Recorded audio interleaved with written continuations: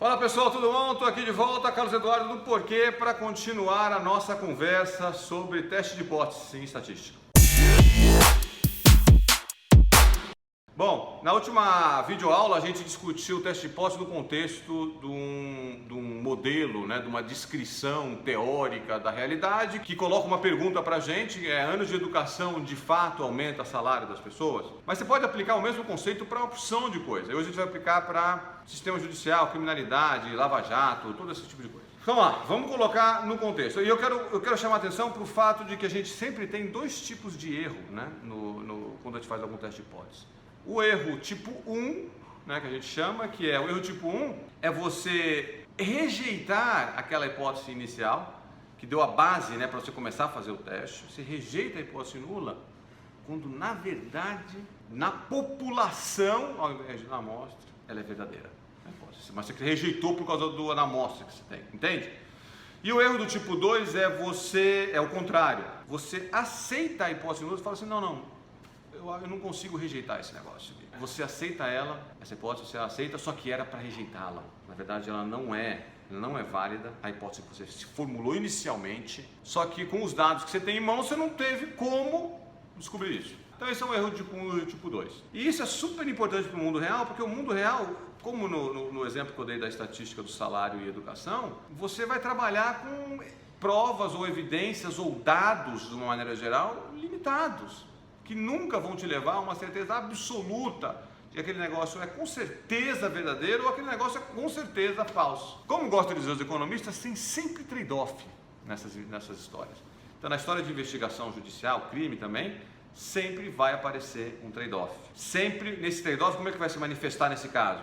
Sempre vai ter criminoso que vai estar solto e sempre vai ter inocente que vai estar preso. No direito, a grande ênfase é dada para evitar o erro do tipo 2, que é você prender um cara dado que ele é inocente. Mas o outro erro, de novo, também é grave, você deixar um cara solto quando ele na verdade é criminoso. Então esse é o erro tipo 1. O problema, e aí o problema vira um problemão, é que se você quer, dentro da estatística ou do direito, ou de qualquer que seja, coisa que seja, diminuir a chance de um erro acontecer, você sempre aumenta a chance do outro acontecer.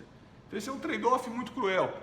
E eu acho que vai ficar claro na hora que a gente for falar do exemplo. Então pensa, aconteceu um crime. E aí a gente vai lá, os investigadores, a polícia, a Lava Jato, o que quer que seja, junto a opção de dados, de evidências sobre esse crime. O sistema judicial, a hipótese nula dele é sempre a seguinte: o cara não é criminoso até que se prove o contrário. A hipótese nula do direito não é o cara é criminoso até que se desprove isso daí, até que você desfaça essa da prova. Em termos teóricos seria meio que simétrico, mas a gente gosta de dar mais importância, mais ênfase para o cara é inocente até que se prove o contrário. Então essa vai ser a nossa hipótese nula, é inocente. Qual que seria o erro do tipo 1? O erro do tipo 1 é você rejeitar isso daí. Você falar o seguinte, chegar à conclusão, com base em todas as provas que você analisou, que o cidadão não é inocente. Nesse caso, você rejeita, se juntou tanta evidência que você rejeita a hipótese nula de que ele seja inocente. E aí, em geral, o que a gente vai fazer em estatística é assim, olha, eu quero ter uma probabilidade de estar certo em rejeitar.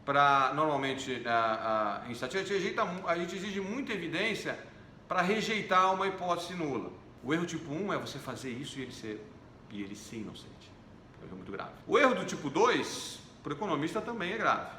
O erro do tipo 2 qual que é? Você junta aquelas provas. Então, a hipótese zero é a mesma. A hipótese inicial, a hipótese nula da estatística é a mesma. Você pressupõe que o cara seja inocente e começa a juntar evidência. Polícia Federal, voto, telefonema, entrevista, delação premiada. Agora isso é delação premiada para ajudar a rejeitar ou aceitar a hipótese nula. Bom, você bota todas essas evidências juntas e no final das contas você não rejeita a hipótese nula. Você fala, putz, eu não tenho prova material suficiente para dizer que esse cara é culpado. Então você vai aceitar a hipótese nula, a hipótese inicial, a hipótese zero de que ele é inocente. E isso vai acontecer em alguns casos, que você vai aceitar que ele é inocente, com a hipótese inicial, mas ele não é inocente, ele é culpado.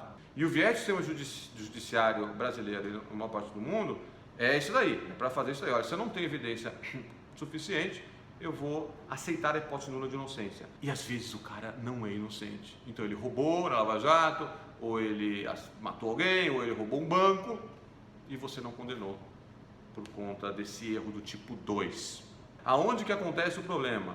É quando você quer diminuir um erro, você aumenta o outro erro. E aí você vai ter que fazer uma escolha. Aonde que eu boto a linha de falar, olha, a partir daqui eu rejeito a hipótese nula, a partir daqui eu aceito a hipótese nula. Eu estou aqui só como estatístico, dizendo que tem esse trade-off. E é importante isso, porque as pessoas acham que não tem. Então, esse princípio jurídico do se não houver provas suficientes, muito fortes, indubitáveis, pro réu, a decisão tem que ser pro réu, ele é meio, sob o ponto de vista de estatística, ele é meio esquisito. Você bota muito peso nisso, e aí o que vai acontecer e aí eu vou explicar agora o trade-off, se eu não tenho uma prova absolutamente convincente de que a pessoa, por exemplo, cometeu um crime, ou participou numa operação ilegal, sei lá, no âmbito de uma lava-jato da vida, você deixa solto. Se você quer evitar muito, mas muito mesmo, o erro desse tipo, que é prender um cara que é inocente, se você quer evitar o erro de rejeitar a hipótese nula quando ela é verdadeira, se você força muito a barra para ir, qual o tipo de erro que você vai naturalmente aumentar? Bom, dado que você começa a exigir muito para fazer a condenação, vai crescer o outro tipo de erro.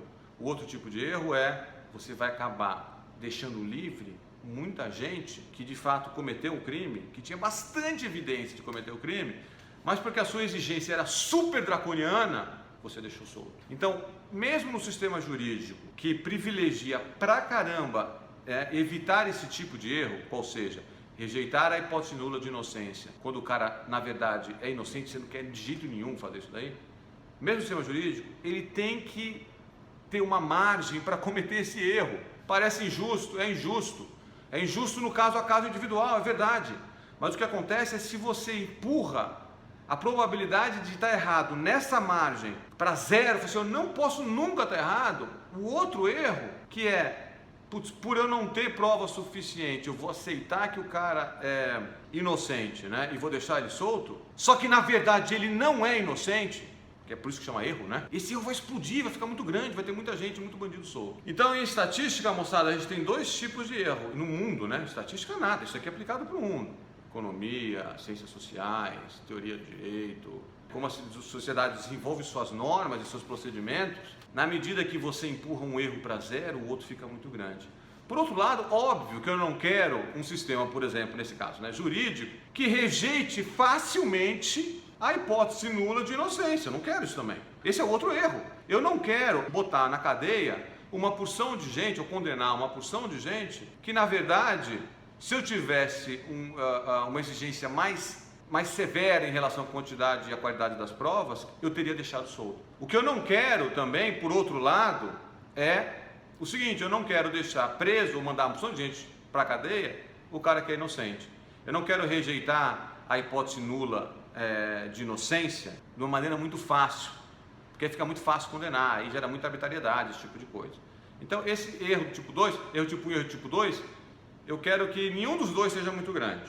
Nossa visão, em particular hoje, para o caso brasileiro, por exemplo, sistema jurídico, é que a gente, para algumas, não para crimes pequenos, desse aí não, você bota todo mundo na cadeia, acaba botando todo mundo na cadeia, mas para crimes mais cometidos normalmente por pessoas de nível de classe social, nível de renda mais alta, a gente é super frouxo com o erro do tipo, há uma quantidade robusta de provas, né, grande de provas, mas mesmo assim a gente deixa o cara inocente.